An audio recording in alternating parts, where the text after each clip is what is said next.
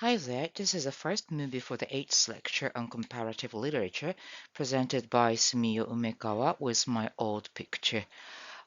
This was when I was 7 or 8 with my younger sister. Okay, since we will move on to Japanese anthology for Magistrate Shue from next week, this 8th lecture is about Japanese version.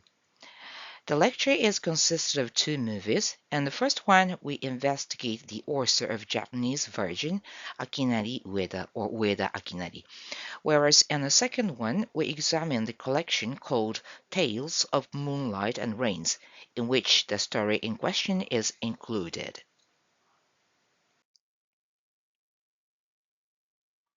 In this first movie, in which we investigate Ueda Akinari, we will survey his personal history first. Then we study what he was.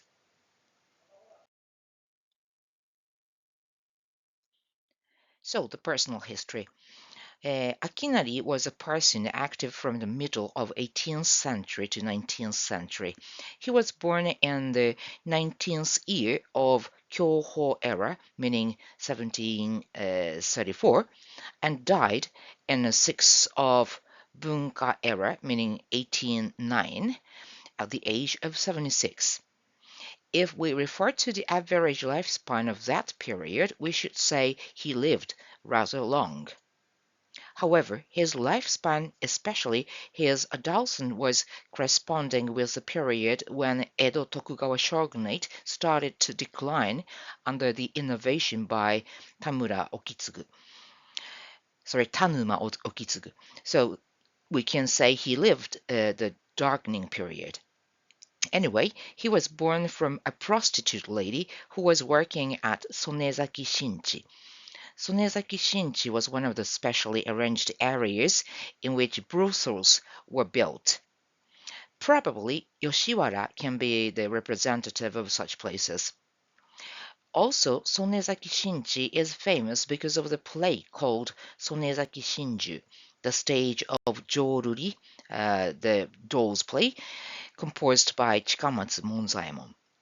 Anyway, as a son of a prostitute, his father was unknown.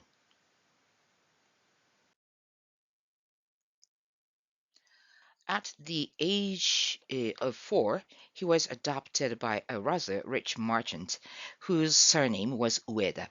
So since then, he was called Akinari Ueda or Ueda Akinari. Unfortunately, his stepmother passed away soon after he was adopted. Therefore, he was actually brought up by his second stepmother, who got married with his stepfather.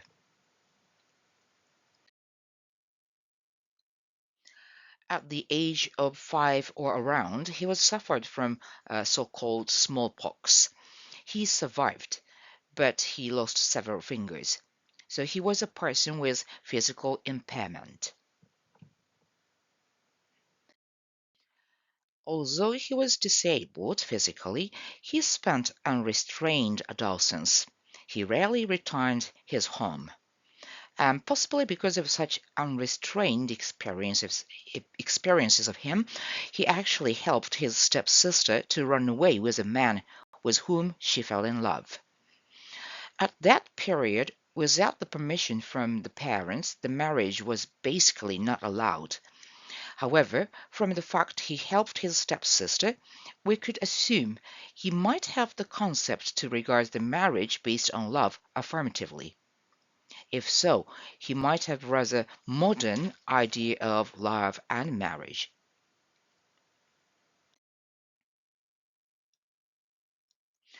Although nowadays we regard Ueda Akinari as a literati, he apparently regarded himself as a scholar on national studies.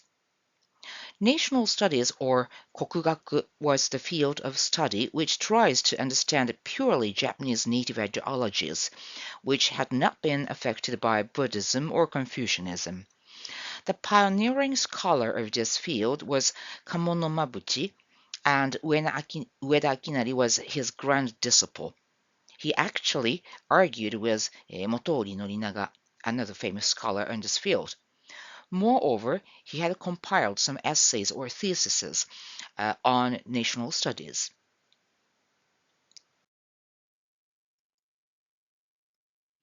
Although he most certainly conceived himself as a scholar on national studies, his parents faced to the bankruptcy because his house was burned because of the fire. In order to support his family, he also studied medical knowledge and became a medical doctor as well. Based on his knowledge as a medical doctor, he had also compiled some medical books, although they were not popular.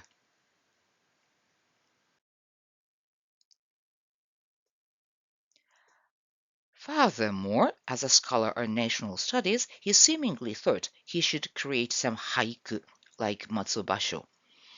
However, his haiku never became popular, and therefore he couldn't establish the way to live on haiku. As a result, in order to earn money, he started to write stories. He started to write popular entertainment novels like Ihara Saikaku.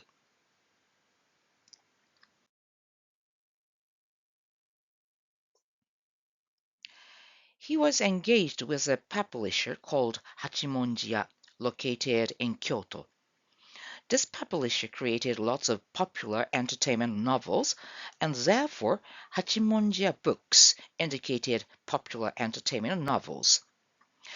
Unfortunately, such stories had already been written by Ihara Saikaku, and therefore stories created by Ueda Akinari were not very fresh, and therefore not very popular.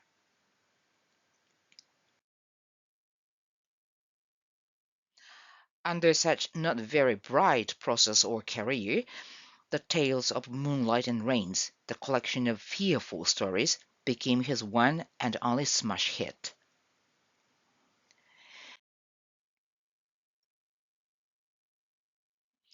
He started compiling stories for this particular collection at the age of 35 and spent 8 years for finalizing the collection. This collection enjoys the great popularity and reprinted at least for 3 to 4 times.